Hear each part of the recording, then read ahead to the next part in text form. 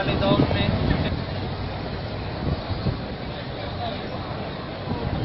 No, sempre così. Gesù passa da via San Quintino e noi passiamo da qui.